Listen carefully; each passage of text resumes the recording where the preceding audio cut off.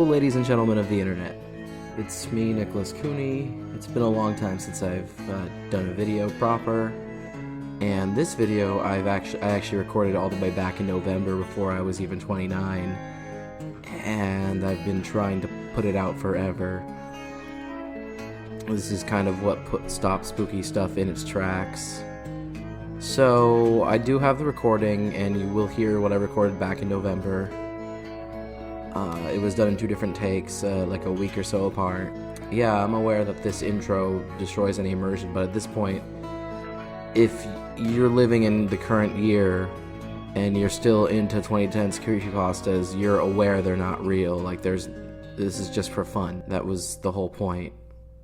And I would hope that, but I would hope that my audience can, separate reality from fiction. God, the last thing I need is to find out that all my fucking fans are schizophrenic. All 2 of them. Anyway, thank you for patience. Jump into the recording from November 2024 of... Oh shit, what even is this creepypasta called? I don't know, NoEnd House? Was this NoEnd House? I don't know. Let me start by saying that Peter Terry was addicted to heroin. We were friends in college, and continue to be after I graduated. Notice that I said I. He dropped out after 2 years of barely cutting it, after I moved out of the dorms and into a small apartment. I didn't see Peter as much. We would talk online every now and then. AIM was king in pre-Facebook years. There was a period where he wasn't online for about 5 weeks straight. I wasn't worried. He was a pretty notorious flake and drug addict, so I assumed he just stopped caring. Then one night, I saw him log on. Before I could initiate a conversation, he sent me a message. That was when he told me about the NoEnd house. It got that name because no one had ever reached the final exit. The rules were pretty simple and cliché. Reach the final room of the building and you win $500. There were 9 rooms in all. The house was located outside the city, roughly 4 miles from my house. Apparently, Peter had tried and failed. He was a heroin and who knows what the fuck addict. So I figured the drugs got the best of him and he wigged out at a paper ghost or something.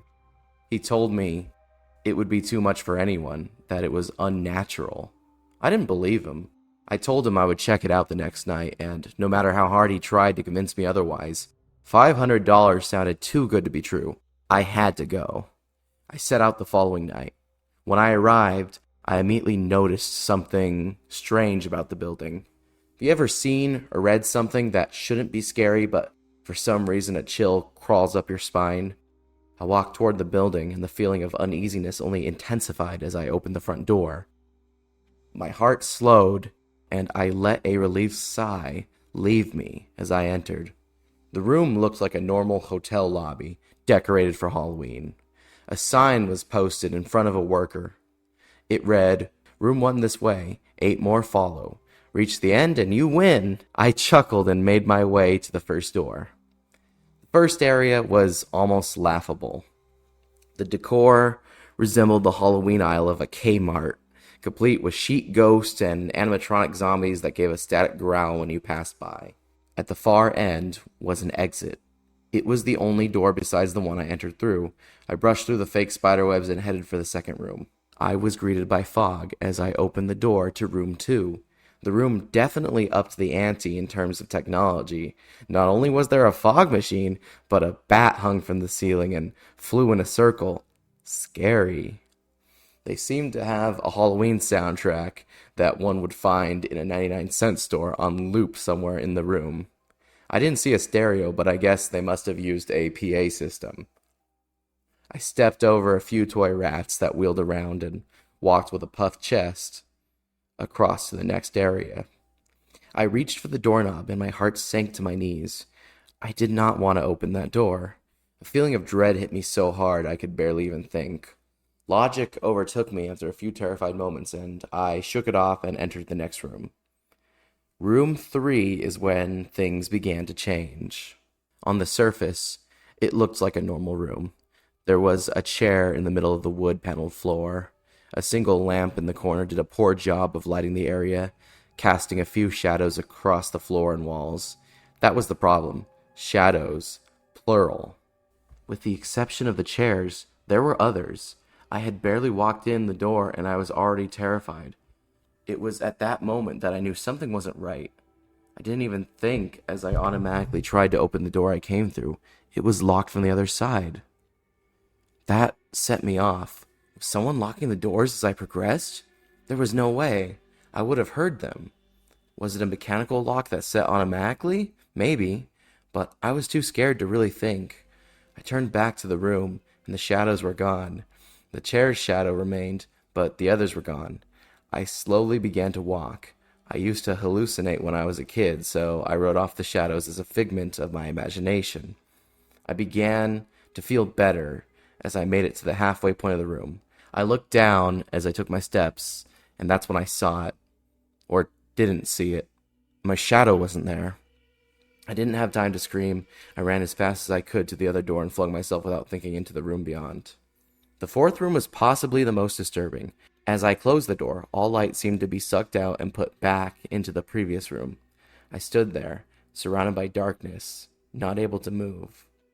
I'm not afraid of the dark and never have been, but I was absolutely terrified.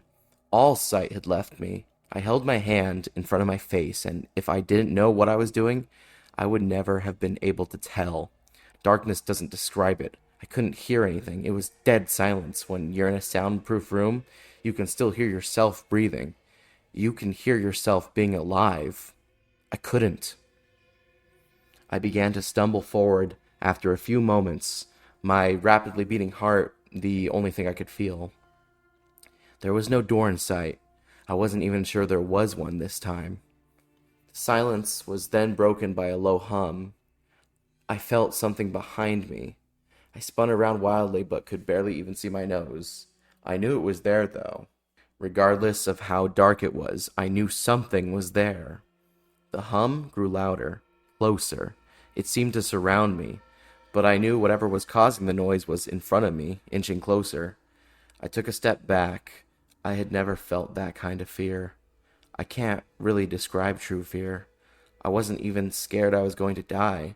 I was scared of what the alternative was. I was afraid of what this thing had in store for me. Then the lights flashed for a second and I saw it.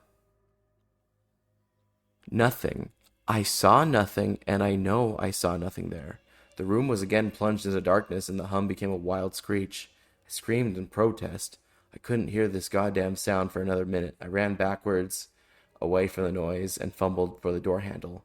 I turned and fell into room 5. Before I describe room 5, you have to understand something. I am not a drug addict.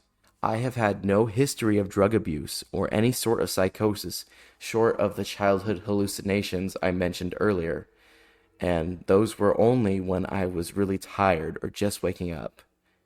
I entered the NoEnd house with a clear head. After falling in from the previous room, my view of room 5 was from my back. Looking up at the ceiling, what I saw didn't scare me, it simply surprised me.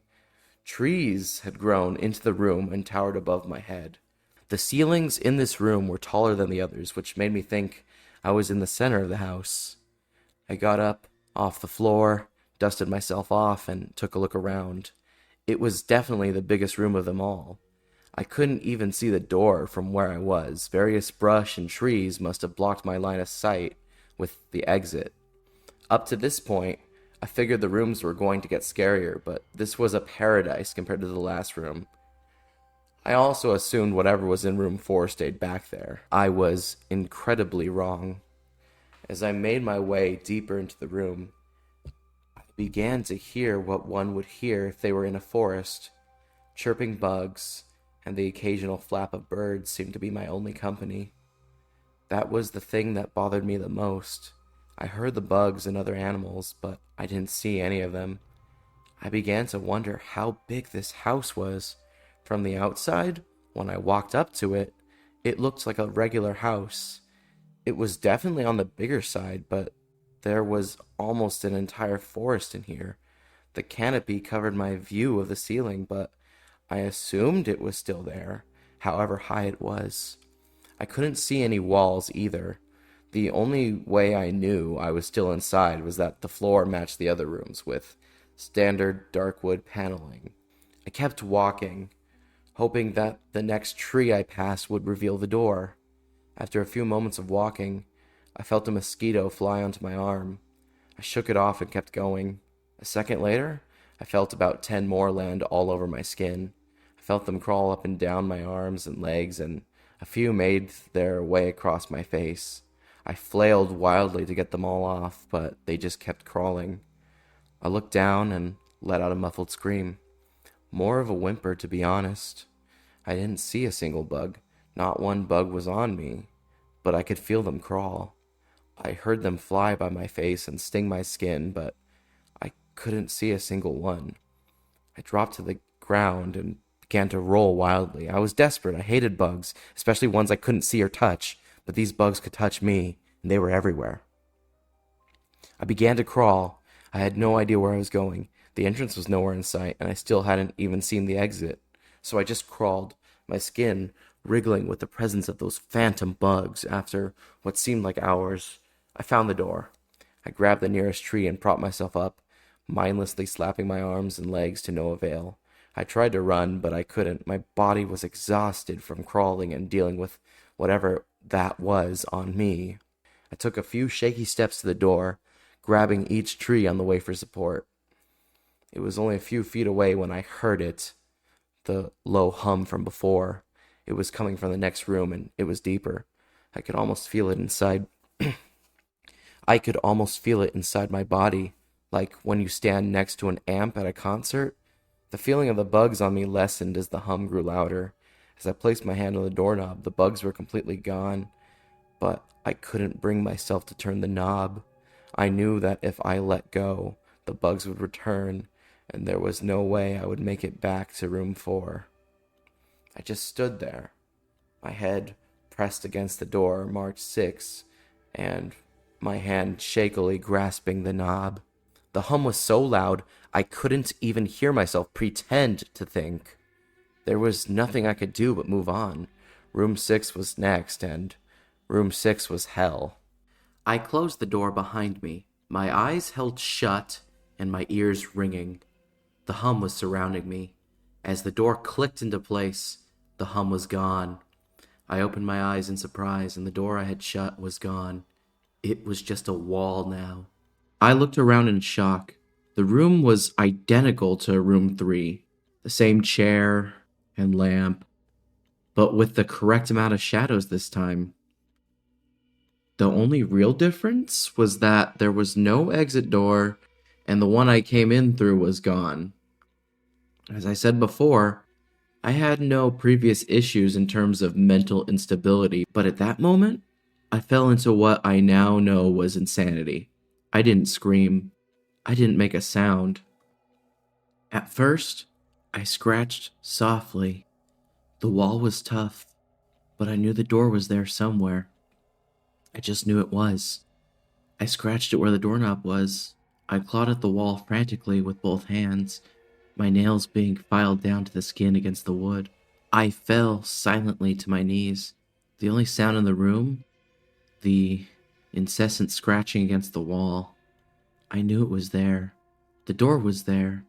I knew it was just there. I knew if I could just get past this wall. I jumped off the ground and spun in one motion. I leaned against the wall behind me and saw what it was that spoke to me. To this day, I regret ever turning around. There was a little girl. She was wearing a soft, white dress that went down to her ankles. She had long blonde hair to the middle of her back, and white skin, and blue eyes. She was the most frightening thing I had ever seen, and I know that nothing in my life will ever be as unnerving as what I saw in her. While looking at her, I saw something else.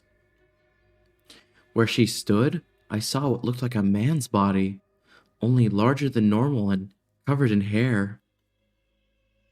He was naked from head to toe, but his head was not human and his toes were hooves. It wasn't the devil, but at that moment, it might as well have been. The form had the head of a ram and the snout of a wolf. It was horrifying, and it was synonymous with the little girl in front of me. They were the same form. I can't really describe it, but I saw them at the same time. They shared the same spot in that room. But it was like looking at two separate dimensions. When I saw the girl, I saw the form. And when I saw the form, I saw the girl. I couldn't speak. I could barely even see. My mind was revolting against what it was attempting to process. I had been scared before in my life, and I had never been more scared than when I was trapped in the fourth room, but that was before room 6. I just stood there, staring at whatever it was that spoke to me.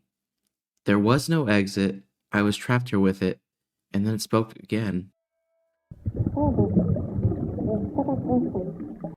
When it spoke, I heard the words of the little girl, but the other form spoke through my mind in a voice I won't attempt to describe. There was no other sound. The voice just kept repeating that sentence over and over in my mind. And I agreed. I didn't know what to do. I was slipping into madness, yet couldn't take my eyes off of what was in front of me. I dropped to the floor. I thought I had passed out, but the room wouldn't let me. I just wanted it to end. I was on my side, my eyes wide open, and the form staring down at me. Scurrying across the floor in front of me was one of the battery-powered rats from the second room. The house was toying with me. For some reason, seeing that rat pulled my mind back from whatever depths it was headed. I looked around the room. I was getting out of there. I was determined to escape the house and live and never think about this place again. I knew this room was hell, and I wasn't ready to take up a residency. At first, it was just my eyes that moved. I searched the walls for any kind of opening. The room wasn't that big, so it didn't take too long to soak up the entire layout. The demon still taunted me, the voice growing louder as the form stayed rooted where it stood. I placed my hand on the floor, lifted myself up to all four, and turned to scan the wall behind me. Then I saw something I couldn't believe. The form was now right at my back, whispering into my mind about how I shouldn't have come. I felt its breath on the back of my neck, but I refused to turn around. A large rectangle was scratched into the wood, with a small dent chipped away in the center of it, right in front of my eyes. I saw the large 7 I had mindlessly etched into the wall. I knew what it was. Room 7 was just beyond that wall where room 5 was moments ago. I don't know how I'd done it. Maybe it was just my state of mind at the time, but I had created the door. I knew I had. In my madness, I had scratched into the wall what I needed the most, an exit to the next room. Room 7 was close. I knew the demon was right behind me, but for some reason, it couldn't touch me. I closed my eyes and placed both hands on the large 7 in front of me. I pushed. I pushed as hard as I could. The demon was now screaming in my ear. It told me I was never leaving. It told me that this was the end. But I wasn't going to die. I was going to live there in room 6 with it. I wasn't. I pushed and screamed at the top of my lungs. I knew I was going to push through the wall eventually. I clenched my eyes shut and screamed, and the demon was gone. I was left in silence. I turned around slowly and was greeted by the room as it was when I entered. Just a chair and a lamp. I couldn't believe it, but I didn't have time to waste. I turned back to the 7 and jumped back slightly. What I saw was a door. It wasn't the one I had scratched in, but a regular door with a large 7 on it. My whole body was shaking. It took me a while to turn the knob. I just stood there for a while, staring at the door. I couldn't stay in room 6. I couldn't. But if this was room 6, I couldn't imagine what 7 had in store. I must have stood there for an hour, just staring at the 7. Finally, with a deep breath, I twisted the knob and opened the door to room 7. I stumbled through the door, mentally exhausted and physically weak. The door behind me closed, and I realized where I was. I was outside. Not outside like room 5, but actually outside. My eyes stung. I wanted to cry. I fell to my knees and tried, but I couldn't. I was finally out of that hell. I didn't even care about the prize that was promised. I turned and saw that the door I just went through was the entrance. I walked to my car and drove home, thinking of how nice a shower sounded. As I pulled up to my house, I felt uneasy. The joy of leaving NoEnd house had faded, and dread was slowly building in my stomach. I shook it off as residual from the house and made my way to the front door. I entered and immediately went up to my room. There on my bed was my cat, Baskerville. He was the first living thing I'd seen all night, and I reached to pet him. He hissed and swiped at my hand. I recoiled in shock, as he had never acted like that. I thought, whatever, he's an old cat. I jumped in the shower and got ready for what I was expecting to be a sleepless night. After my shower, I went to the kitchen to make something to eat. I descended the stairs and turned into the family room. What I saw would be forever burned into my mind, however. My parents were lying on the ground, naked and covered in blood. They had been mutilated to near unidentifiable states. Their limbs had been removed and placed next to their bodies, and their heads sat on their chests, facing me. The most unsettling part was their expressions. They were smiling, as though they were happy to see me. I vomited and sobbed there in the family room. I didn't know what had happened. They didn't even live with me at the time. I was a mess. Then I saw it. A door that was never there before. A door with a large 8 scrawled on it in blood. I was still in the house.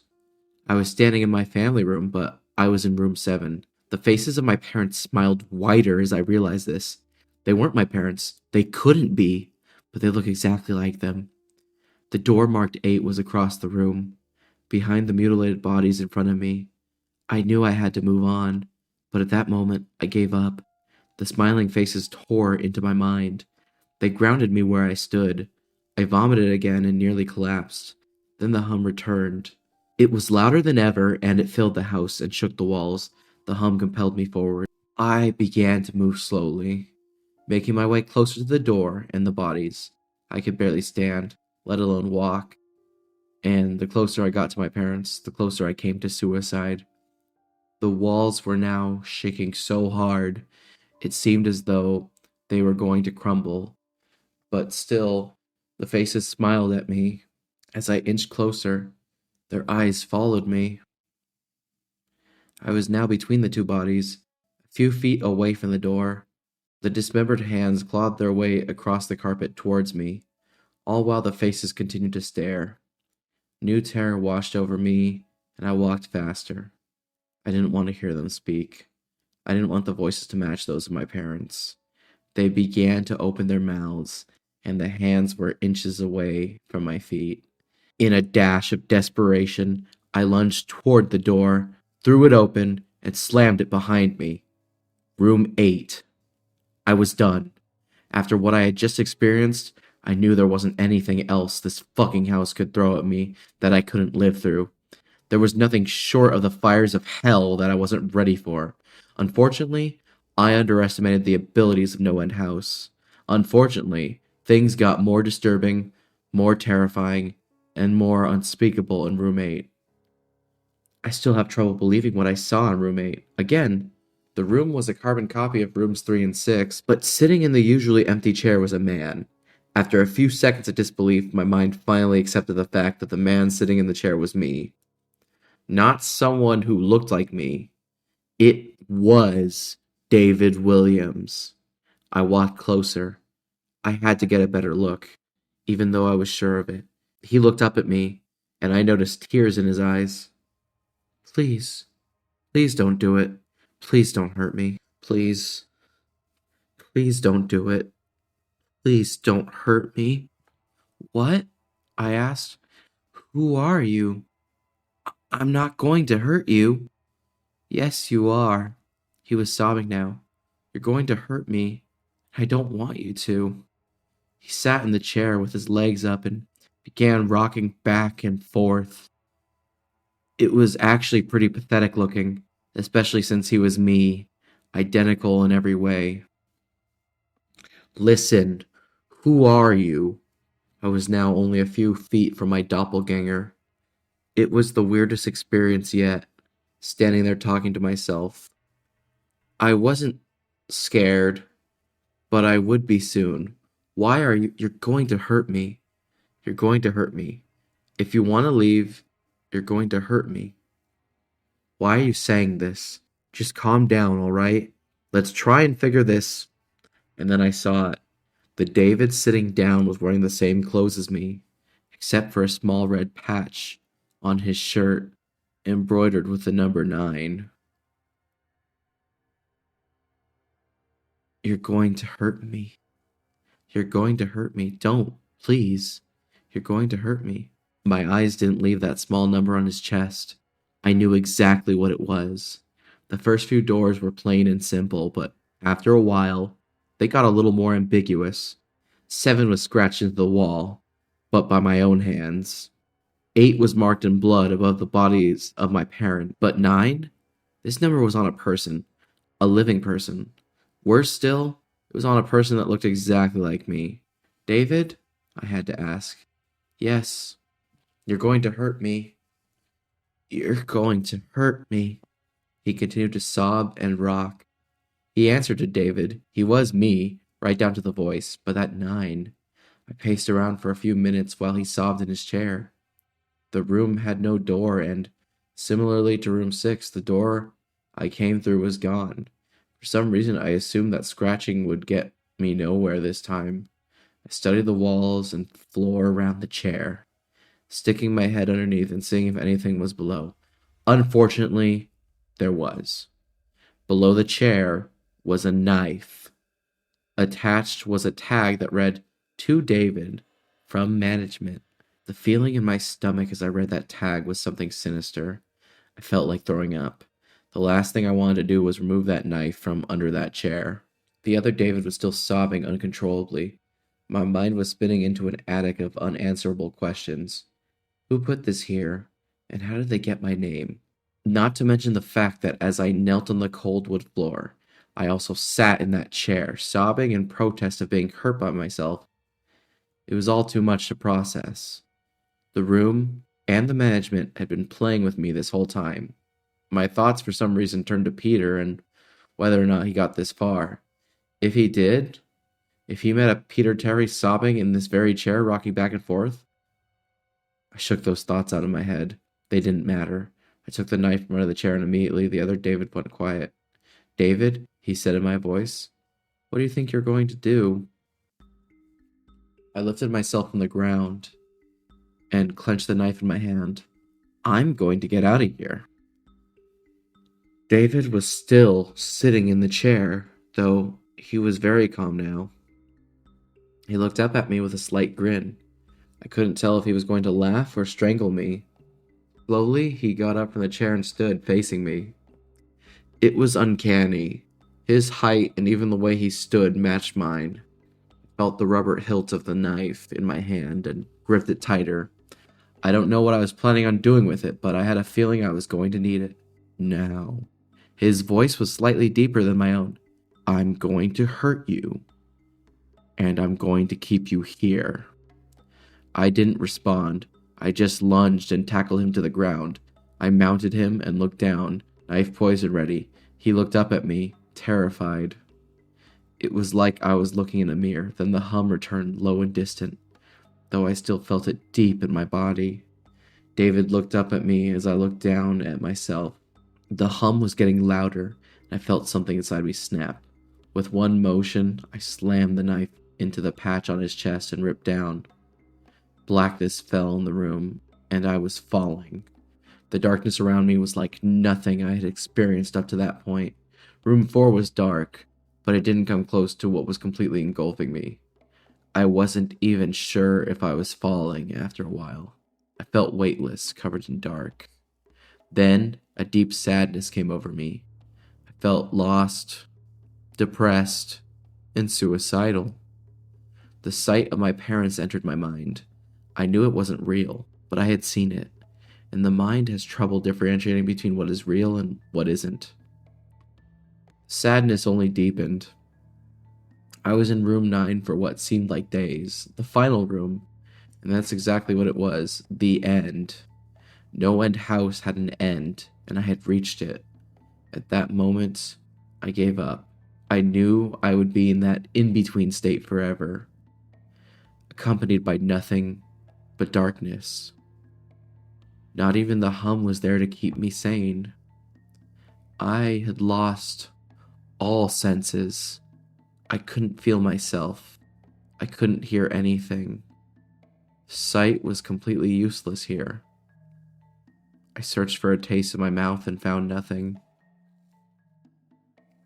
I felt disembodied and completely lost. I knew where I was. This was hell. Room 9 was hell. Then it happened. A light. One of those stereotypical lights at the end of the tunnel. I felt ground come up from below me, and I was standing. After a moment or two of gathering my thoughts and senses, I slowly walked toward that light. As I approached the light, it took form. It was a vertical slit down the side of an unmarked door. I slowly walked through the door and found myself back where I started, the lobby of NoEnd house. It was exactly how I left it, still empty, still decorated with childish Halloween decorations. After everything that had happened that night, I was still wary of where I was. After a few moments of normalcy, I looked around the place, trying to find anything different. On the desk was a plain white envelope with my name handwritten on it. Immensely curious, yet still cautious, I mustered up the courage to open the envelope. Inside was a letter, again handwritten. David Williams. Congratulations! You have made it to the end of NoEnd House. Please accept this prize as a token of great achievement. Yours forever, Management.